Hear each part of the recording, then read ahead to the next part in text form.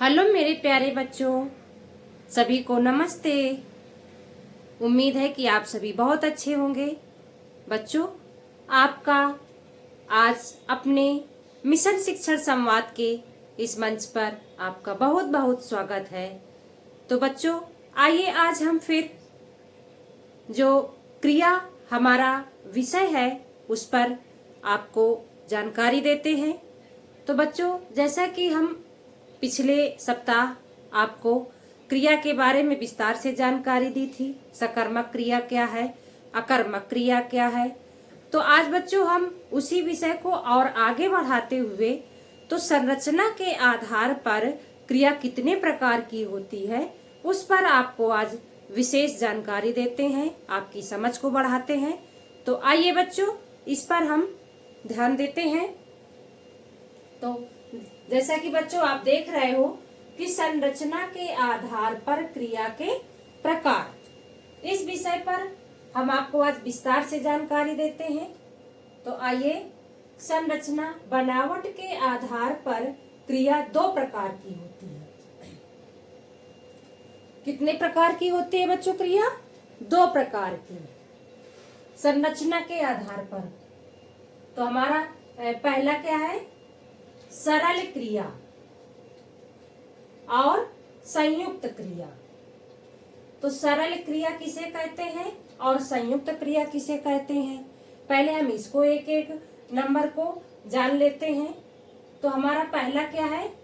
सरल क्रिया। क्रिया के दो प्रकार बताए गए हैं, सरल क्रिया और संयुक्त क्रिया। तो सरल क्रिया के बारे में जानते हैं। जिस क्रिया में केवल एक ही पद हो उसे सरल क्रिया कहते हैं। तो जैसे बच्चों अभी आपने इस परिभाषा से समझ लिया कि सरल क्रिया किसे कहते हैं, कि जब कोई वाक्य दिया हो और उसमें केवल एक ही पद हो उसे हम सरल क्रिया कहते हैं। कि मतलब सिर्फ कर्ता हो और क्रिया हो तो उसे हम सरल क्रिया कहते हैं। तो जैसे कि आपको हम उदाहरण से भी समझाते हैं कि राम खाता है, सीता लिखती है, बच्चा दौड़ता है। तो अब यहाँ पर आप ध्यान देंगे कि राम खाता है। अब यहाँ पर जिस क्रिया में केवल एक ही पद हो, अर्थात यहाँ पर आप देख रहे हैं कि केवल एक ही पद है क्रिया का, अर्थात राम क्या कर रहा है? खा रहा है। सीता क्या कर रही है? लिख रही है। और बच्चा क्या कर रहा है? दौड़ रहा है। तो अर्थात यहाँ पर आपने देखा कि केवल कर्ता है और क्रिया है, फिर यहाँ कर्ता है और क्रिया है, फिर कर्ता है और क्रिया है। तो यहाँ पर आपने यहाँ इन वाक्यों में खाता है, लिखती है और दौड़ता है, ये सरल क्रिया के अंतर्गत आते हैं। अब बच्चों अब हम देखते हैं जो दूसरा हमारा नंबर है, दूसरा भेद क्या है? संयुक्त क्रिया। तो सरल क्रिया को आपने समझ लिया, अब हम संयुक्त क्रिया को भी जानते हैं कि आखिर क्या है ये। तो संयुक्त क्रिया, जैसा कि आप इस शब्द से ही आपको अंदाजा लग रहा है कि संयुक्त क्रिया क्या है, कि जिस क्रिया में दो या दो से अधिक शब्द मिलकर क्रिया को अर्थ दे उसे संयुक्त क्रिया कहते हैं। तो आपने भी बच्चों परिभाषा से समझ लिया कि दो या दो से अधिक शब्द मिलकर क्रिया को अर्थ दे तो उसे संयुक्त क्रिया कहते हैं। तो आप समझ गए भली भांति कि संयुक्त का मतलब है कि एक साथ कई शब्द जुड़ जाना, मिल जाना। तो संयुक्त क्रिया, इसमें मुख्य क्रिया के साथ सहायक क्रिया भी होती है। अब हम बच्चों इसको भी उदाहरण से जरा समझ लेते हैं। राम खाना खा रहा है और दूसरा वाक्य है वह किताब पढ़ चुका है। तो यहाँ के जो उदाहरण दिए गए हैं तो संयुक्त क्रिया के और सरल क्रिया के जो उदाहरण हैं बच्चों, उनमें से आपको अंतर समझ आ रहा होगा कि यहाँ पर सिर्फ दो शब्द दिए गए हैं, कर्ता और क्रिया। यहाँ पर राम खाना खा रहा है, तो राम कर्ता हो गया और खा रहा है क्रिया हो गई। अब लेकिन क्या खा रहा है, खाना खा रहा है, तो यहाँ एक पद और आपको मिल गया। तो यहाँ दो या दो से अधिक शब्द मिलकर क्रिया को अर्थ दें, तो इससे स्पष्ट हो गया कि ये हमारा संयुक्त क्रिया है। इसी प्रकार वह किताब पढ़ चुका है, तो यहाँ पर हम अगर देखें कि वह पढ़ चुका है तो क्या पढ़ चुका है, किताब पढ़ चुका है। तो इस प्रकार यहाँ पर भी हमारा संयुक्त क्रिया है। अब बच्चों अभी आपने संरचना बनावट के आधार पर आपने क्रिया के दो प्रकार समझ लिए, एक सरल क्रिया और एक संयुक्त क्रिया।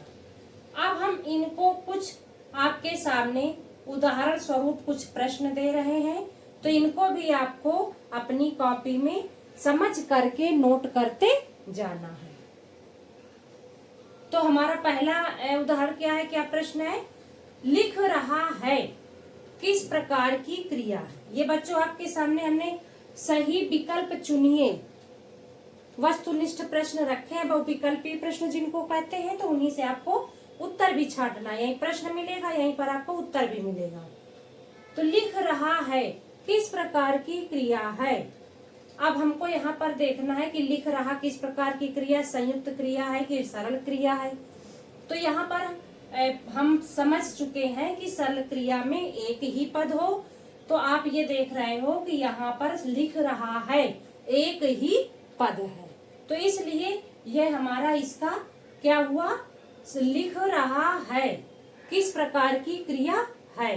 तो यहाँ पर हमारा है संयुक्त क्रिया। अब इसके बाद लिख रहा है, यहाँ पर दो या दो से अधिक शब्द मिलकर, उसके बाद कौन सी सरल क्रिया है, कौन सी सरल क्रिया है। तो यहाँ पर आप उत्तर देख ले, पढ़ चुका है, खा रहा है और ग नंबर सोता है। तो सरल क्रिया में आपने देखा कि केवल एक ही पद हो और संयुक्त क्रिया में दो या दो से अधिक हो। तो यहाँ पर कौन सी सरल क्रिया है, पढ़ चुका भी नहीं है, खा रहा भी नहीं है, तो सोता है, केवल सोता है, अर्थात हमारा ये ग नंबर सही है और इसमें हमारा ख नंबर सही है, संयुक्त क्रिया। अब हम आते तीसरे प्रश्न पर, संयुक्त क्रिया में कितने क्रिया शब्द होते हैं। संयुक्त क्रिया में कितने क्रिया शब्द होते हैं, एक, और दूसरे में दो या दो से अधिक और तीन। तो हमारा कौन सा ऑप्शन सही होगा, क्योंकि अभी आपने संयुक्त क्रिया पढ़ा कि संयुक्त क्रिया में बच्चों कितने सब पद होते हैं, दो या दो से अधिक। तो हमारा उत्तर यहाँ पर ख नंबर में क्या मिला, दो या दो से अधिक। तो हमारा कौन सा विकल्प सही हुआ, ख नंबर। अब आते प्रश्न नंबर 4, वह दौड़ पड़ा क्रिया का प्रकार बताइए। वह दौड़ पड़ा, यहाँ पर भी हमारी संयुक्त क्रिया है। अब इसके बाद बच्ची गाना गाती है, इसमें क्रिया है, इसमें क्रिया है, बच्ची गाना गाती है, कौन सी है, कौन सा है इसमें, संयुक्त, इसमें भी हमारा संयुक्त क्रिया है। तो इस प्रकार बच्चों अभी आपने क्रिया के बारे में, क्रिया के जो प्रकार है उनके बारे में जाना और उनके परिभाषा से भी परिचित हुए और उदाहरण देकर हमने अभी आपको समझाया। तो आप उम्मीद है कि आप अच्छी तरह से समझ गए होंगे और इसको अपनी कॉपी में अभी नोट कर लें और समय समय पर इनका रिवीजन भी करते रहें।